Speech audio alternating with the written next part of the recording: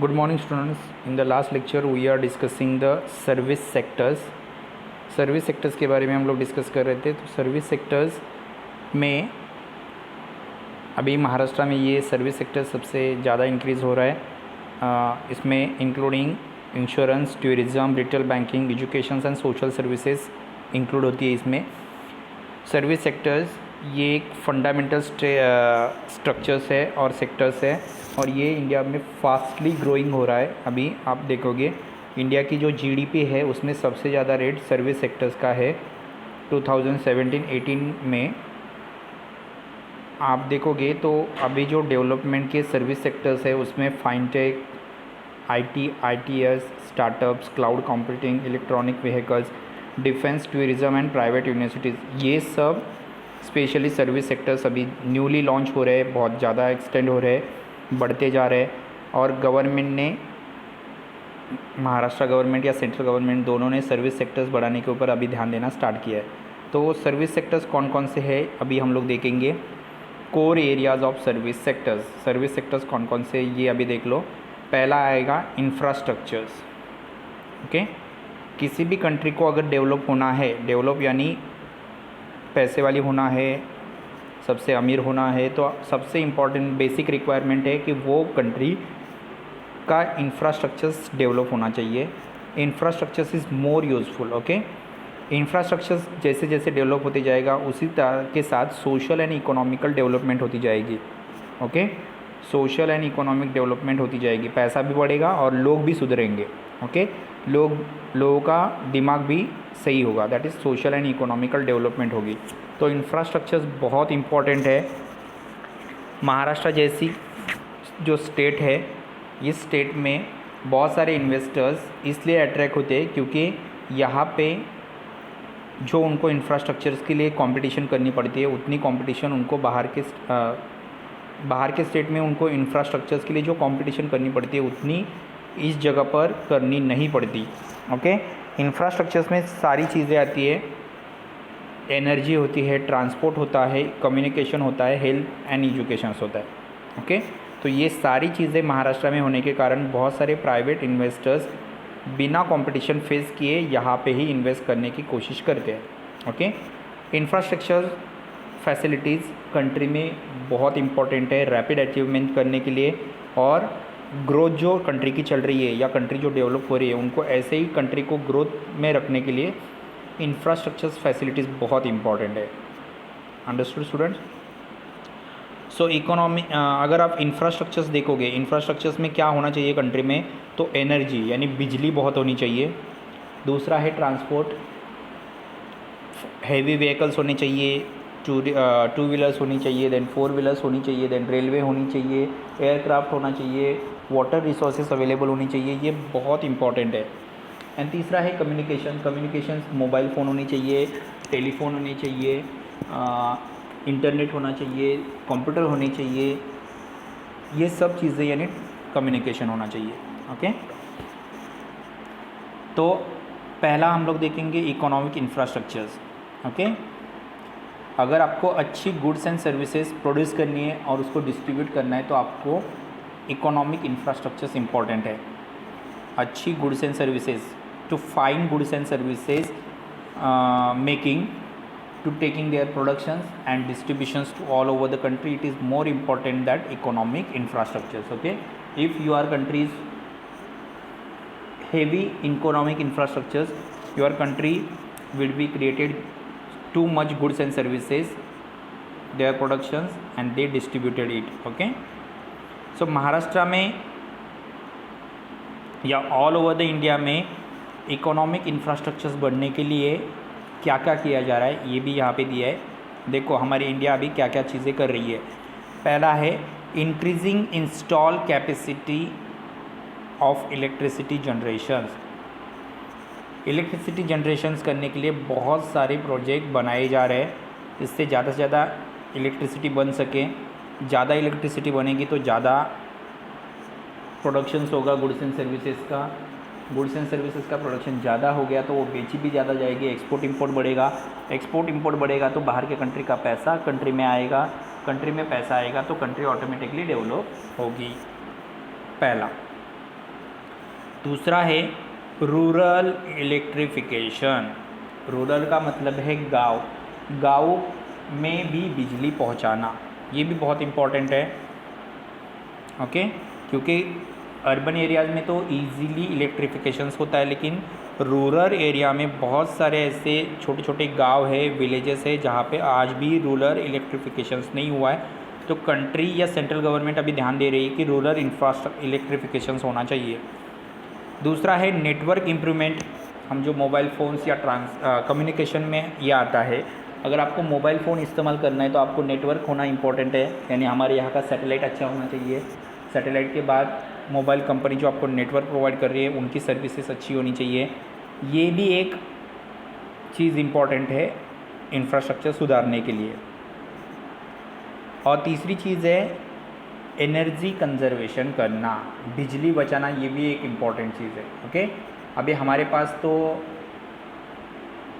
Sunlight या सूरज की रोशनी बहुत स्ट्रॉन्ग ज़मीन के ऊपर आती है, तो आप लोग यहाँ पे ज़्यादा से ज़्यादा क्या कर सकते हो, तो इलेक्ट्रिसिटी प्रोड्यूस कर सकते हो बाय यूजिंग सनलाइट। ओके, सो लेकिन उसको कंजर्व करना भी बहुत इंपॉर्टेंट है, बिजली बचाना भी इम्पोर्टेंट है। तो अगर जितनी बिजली बचेगी उतना इकोनॉमिक इंफ्रास्ट्रक्चर्स डेवलप होगा। आ रहा है समझ में? तो दो चीज़ें, पहला तो कंट्री में इलेक्ट्रिसिटी जनरेशन करना बहुत इम्पोर्टेंट है, इसलिए डैम होने चाहिए और कोयला ज़्यादा होना चाहिए, कोयले से बिजली बनती है, या अनऑथराइज सोर्सेज भी होने चाहिए जिससे आप बिजली प्रोड्यूस कर सकते हो। उसके बाद सबसे इम्पॉर्टेंट है रूरल इलेक्ट्रिफिकेशंस भी होना चाहिए, गाँव का भी इलेक्ट्रिफिकेशंस होना चाहिए। आप पूरे लाइफ अर्बन एरियाज़ पे ही डिपेंड नहीं रह सकते, गाँव में भी इकोनॉमी इलेक्ट्रिफिकेशन बढ़ना चाहिए, तभी इंडस्ट्री बढ़ेगी और डेवलपमेंट होगी। नेटवर्क इम्प्रूवमेंट करना इम्पॉर्टेंट है। अगर आप कम्युनिकेशन डिवाइस का इस्तेमाल कर रहे हो तो सैटेलाइट पहुंचना, नेट पहुंचना, इंटरनेट पहुंचना, मोबाइल फ़ोन इस्तेमाल करने आना, उसके लिए नेटवर्क अवेलेबल होना, ये भी इम्पॉर्टेंट है। तो अगर वो डेवलपमेंट होगा तो इकोनॉमिक इंफ्रास्ट्रक्चर हो सकता है। नेक्स्ट है एनर्जी कंजर्वेशन होना चाहिए। अभी एनर्जी कंजर्वेशन का मतलब है बिजली बचाना भी इम्पोर्टेंट है, क्योंकि इंडिया एक वाइड कंट्री है, वाइड यानी बड़ी कंट्री है। बड़ी कंट्री में जितने सारी पॉपुलेशन भी यहाँ पे एक्सटेंड है, तो एनर्जी सबको चाहिए, राइट। बट एनर्जी कंजर्वेशन करना बहुत इंपॉर्टेंट है, क्योंकि जो बढ़ रही है उसी को हम लोग इंडस्ट्री में इस्तेमाल कर सकते हैं, उसी को हम लोग सर्विस सेक्टर्स में इस्तेमाल कर सकते हैं। तो इकोनॉमिक डेवलपमेंट के लिए या इकोनॉमिक इंफ्रास्ट्रक्चर्स के लिए एनर्जी कंजर्वेशन इम्पोर्टेंट है। तीसरा है modify direct benefit transfer scheme to LPG consumers in the state. अभी बिजली बचाने के लिए क्या करना इंपॉर्टेंट है, तो कोयला बचना चाहिए। अभी कोयला बचने के लिए क्या इंपॉर्टेंट है कि लोगों ने वो गांव में जो चूल्हा वगैरह जलाया जाता है वो बंद कर देना चाहिए, और क्या जलाना चाहिए ज़्यादा से ज़्यादा, तो लोगों ने ज़्यादा से ज़्यादा गैस इस्तेमाल करना चाहिए। इसलिए हर एक स्टेट को डायरेक्टली एलपीजी लेने के लिए स्कीम अवेलेबल है, और एलपीजी लेने के बाद उन्होंने अगर गैस पैसे देकर भर गया तो उनको बाद में उसके एलपीजी की सब्सिडीज़ भी मिलेगी, ताकि उन्होंने जो भरा है उसमें से कुछ पैसा उनको रिटर्न मिलेगा, तो उनको ज़्यादा अपने वो एलपीजी महंगा भी नहीं लगेगा। और एक एलपीजी आराम से 3 महीने चल सकता है, किसी का 1.5 महीना, किसी का 2 महीना चल सकता है। तो उनको उसमें बहुत सारी क्या हो सकती है, इलेक्ट्रिसिटी कंज्यूम बच सकती है, कंजर्वेशन हो सकता है, कोयले का कंजर्वेशन हो सकता है। तो इसके ऊपर गवर्नमेंट ने ध्यान देना इम्पॉर्टेंट है। नेक्स्ट है रूरल डेवलपमेंट प्लान, गाँव का डेवलपमेंट करना इम्पॉर्टेंट है। इसलिए हर एक महाराष्ट्र स्टेट ने तो एक टारगेट फिक्स करके रखा है कि महाराष्ट्र में 3.37 लाख किलोमीटर के रोड होने चाहिए। मतलब जितना महाराष्ट्र का स्क्वायर किलोमीटर में एरिया है उतना यहाँ पे रोड बनने इम्पॉर्टेंट है। अगर रोड बनेंगे तो ट्रांसपोर्ट बढ़ेगा, ट्रांसपोर्ट बढ़ेगा तो गुड्स एंड सर्विसेज पहुँचाने ईजी हो जाएगा कंज्यूमर्स तक। गुड्स एंड सर्विसेज का प्रोडक्शन ज़्यादा होगा तो जीडीपी बढ़ेगी, पैसा बढ़ेगा, पैसा बढ़ेगा तो कंट्री डेवलप होगी। नेक्स्ट है महाराष्ट्र गवर्नमेंट ने एक ध्यान दिया है कि मुंबई मेट्रो रेलवे स्टार्ट करने का उन्होंने प्रोजेक्ट लाया है, जिनमें से नागपुर में स्टार्ट हो गई है, मुंबई में अभी बनना चालू है। तो दोनों जगह पर मेट्रो रेलवे का काम ज़ोरों से चल रहा है। नेक्स्ट है महाराष्ट्र पोर्ट डेवलपमेंट पॉलिसी भी बनाई गई है, जिसके तहत महाराष्ट्र स्टेट में सागरमाला नाम का प्रोजेक्ट बनाया गया है। सागरमाला प्रोजेक्ट, ये प्रोजेक्ट के तहत जो महाराष्ट्र के सारे बीचेस है उनको रोड या हाईवे से या ट्रांसपोर्ट फैसिलिटी से जोड़ने का काम इस प्रोजेक्ट के अंडर लिया है। सारे जितने सारे पोर्ट्स हैं महाराष्ट्र में, नावा शेवा है या LNT है या मुंबई का पोर्ट है, इनको सबको ट्रांसपोर्ट फैसिलिटी से जोड़ने का काम इस प्रोजेक्ट के तहत लॉन्च किया गया है। और सेंट्रल गवर्नमेंट ने भी प्रोजेक्ट पोर्ट को डेवलप करने का प्लान बनाया है। ओके, ये है economic infrastructures. Next, internet subscriber सबसे ज़्यादा महाराष्ट्र में है। अगर आप देखोगे तो 2017 में 5.45 करोड़ लोग इंटरनेट सब्सक्राइबर है। ये अदर स्टेट के कंपैरिजन में सबसे ज़्यादा इंटरनेट इस्तेमाल करने वाले लोग महाराष्ट्र में है, ऐसा हम लोग कह सकते हैं। ओके, अभी ये 2017 का हिसाब है, हम 2021 में आए हैं, तो इसके तहत हमारी जो पॉपुलेशन जितनी है, जैसे 11 करोड़ पॉपुलेशन है तो 11 करोड़ लोग यहाँ पे इंटरनेट सब्सक्राइबर है, ऐसा भी हम लोग मान सकते हैं। ओके, तो ये एक टाइप का क्या है, ये एक टाइप का इंफ्रास्ट्रक्चर्स हैं जो हमारे महाराष्ट्र में डेवलप हो चुका है। पहली बात, अभी देखो महाराष्ट्र की हम लोग इकोनॉमिक इंफ्रास्ट्रक्चर देख रहे थे कि डेवलपमेंट कैसी हुई है। पहला तो है इलेक्ट्रिसिटी जनरेशंस का प्रोग्राम उन्होंने हाथ में लिया है। दूसरा, सारे गांव में इलेक्ट्रिफिकेशन चालू है। नेटवर्क इम्प्रूवमेंट की कोशिश की जा रही है। एनर्जी कंजर्वेशन का काम चालू है या ये सामने रखा है मोटिव। LPG स्कीम के तहत सारे जो LPG सिलेंडर्स परचेज़ करने वाले लोग हैं उनके डायरेक्ट अकाउंट पे पैसा भेजा जा रहा है, तो उनको डायरेक्ट अकाउंट बेनिफिट्स मिल सके, ये ध्यान दिया जा रहा है। Next, rural development plan launch किया गया है, जिसके तहत 3.37 लाख किलोमीटर्स के रोड का कंस्ट्रक्शंस का टारगेट महाराष्ट्र स्टेट ने सामने रखा है। मेट्रो रेलवे यहाँ पे लॉन्च की जा रही है, उनमें से नागपुर मेट्रो रेलवे स्टार्ट हो गई है। मुंबई रेलवे 2022 तक स्टार्ट हो जाएगी। मेट्रो रेलवे का भी प्रोजेक्ट यहाँ पे हाथ में लिया गया है। महाराष्ट्र पोर्ट डेवलपमेंट स्कीम चालू है, जिसके तहत सागरमाला नाम का प्रोजेक्ट बनाना चालू है। इसके तहत सारे पोर्ट एक दूसरे को जोड़ने का काम किया जा रहा है।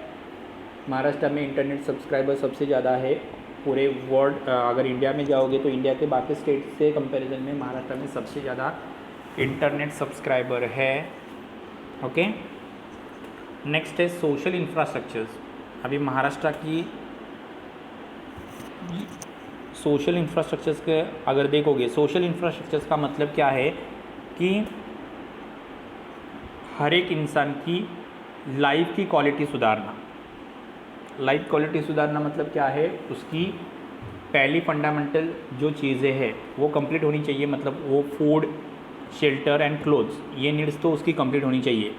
खाना, कपड़ा और मकान, ये उसकी नीड्स कंप्लीट होने के बाद अगर वो लग्जरीज गुड्स की तरफ ध्यान दे रहा है, car, bungalow, then fridge, washing machine, घर की सारी चीज़ें, गोल्ड, सिल्वर, अगर ये खर्चेज करने पे ध्यान दे रहा है, सैनिटेशन फैसिलिटीज़ अच्छी है, घर में टॉयलेट है, वॉशरूम है, अच्छा ग्राउंड अवेलेबल है, नेचुरल इन्वायरमेंट में रह रहा है, तो इसको कहा जाएगा improvement in quality of human life. Okay, और अगर ये होगा तो ही इकोनॉमिक डेवलपमेंट होगी। इसलिए हर एक इंसान को अगर डेवलप होना है तो सोशल इंफ्रास्ट्रक्चर्स बहुत इंपॉर्टेंट है। मतलब ह्यूमंस की लाइफ सुधारना बहुत इंपॉर्टेंट है। अभी ह्यूमन लाइफ क्वालिटी का मतलब आपको समझ में आया होगा कि उसकी फंडामेंटल नीड्स कंप्लीट होकर वो लग्जरियस नीड्स पे ध्यान देना चाहिए। ओके, तो ही उसकी इकोनॉमिक डेवलपमेंट होती रहेगी। ओके, अभी सबसे इम्पोर्टेंट क्या है, तो social power to produce knowledge. हर एक को हर चीज़ का नॉलेज मिलना चाहिए। दूसरा, सोशल इंफ्रास्ट्रक्चर्स में लिटरेसी होनी चाहिए। सब लोगों को पढ़ने लिखने आना चाहिए। हर एक को कम से कम मेजरमेंट करने आ सके या मेजर्स करने आ सके या कैलकुलेट करने आ सके, उतनी तो पढ़ाई होनी चाहिए, लिटरेसी प्रोग्राम्स। ओके, नेक्स्ट है एजुकेशन अच्छा होना चाहिए। हर एक स्टेट का एजुकेशन फैसिलिटीज़ पे ऊपर कंट्री का डेवलपमेंट डिपेंड होता है। तो एजुकेशन अच्छा होना चाहिए, पब्लिक हेल्थ की तरफ ध्यान देनी चाहिए। पब्लिक हेल्थ यानी टॉयलेट्स अच्छे होने चाहिए, सैनिटेशन फैसिलिटीज़ अच्छा होना चाहिए। पब्लिक हेल्थ का मतलब है दवाखाना, डॉक्टर्स अवेलेबल होने चाहिए, अच्छी मेडिसिन अवेलेबल होनी चाहिए, सारी हॉस्पिटल्स वेल इक्विपमेंट से कंप्लीट होनी चाहिए, हाउसिंग होना चाहिए, हर एक को घर होना चाहिए, ड्रिंकिंग वाटर पीने का अच्छा पानी मिलना चाहिए एंड सैनिटेशन फैसिलिटीज़ मतलब टॉयलेट अवेलेबल होने चाहिए। अगर ये कंट्री में सबके पास अवेलेबल है तो सोशल इंफ्रास्ट्रक्चर अच्छा है ऐसा हम मान सकते हैं। ये सब चीज़ें अगर कंट्री में अवेलेबल है तो सोशल इंफ्रास्ट्रक्चर अच्छा है हम सब मान सकते हैं। कौन सी चीज़ें? तो लिटरेसी प्रोग्राम पढ़े लिखे लोग होने चाहिए, एजुकेशन की फैसिलिटीज़ होनी चाहिए, स्कूल कॉलेजेस अदर इंस्टीट्यूट होनी चाहिए जो आपको स्किल नॉलेज भी दे सकती है। पब्लिक हेल्थ होनी चाहिए यानी डॉक्टर्स अवेलेबल होने चाहिए, हॉस्पिटल्स अवेलेबल होने चाहिए, अच्छी मेडिसिन फैसिलिटीज़ अवेलेबल होनी चाहिए और सबसे इम्पॉर्टेंट बात अफोर्डेबल होना चाहिए, सस्ते से सस्ता होना चाहिए। नेक्स्ट है हाउसिंग फैसिलिटीज़ होनी चाहिए, हर एक को घर मिलना चाहिए। ओके, हर एक को अच्छी तरह से घर मिलने चाहिए, वो झोपड़े में नहीं रहना चाहिए, इसकी तरफ ध्यान देना इंपॉर्टेंट है। ड्रिंकिंग वाटर पानी अच्छा मिलना चाहिए पीने का। नेक्स्ट है sanitation facility, toilet facilities available होनी चाहिए। अगर वो बाहर गंदगी करेगा तो उसके पूरे बॉडी पे उसका इफ़ेक्ट होगा, इसलिए अच्छी तरह से सैनिटेशन फैसिलिटीज़ अवेलेबल होनी चाहिए, इसकी तरफ ध्यान देना इम्पॉर्टेंट है। यहाँ पे फर्स्ट एक ही पार्ट सर्विस सेक्टर्स का कंप्लीट हो चुका है, दैट इज़ इंफ्रास्ट्रक्चर्स। सो ध्यान से पढ़ो, ध्यान से देखो और कुछ डाउट है तो आप कभी भी कॉल करके पूछ सकते हो। Thank you students.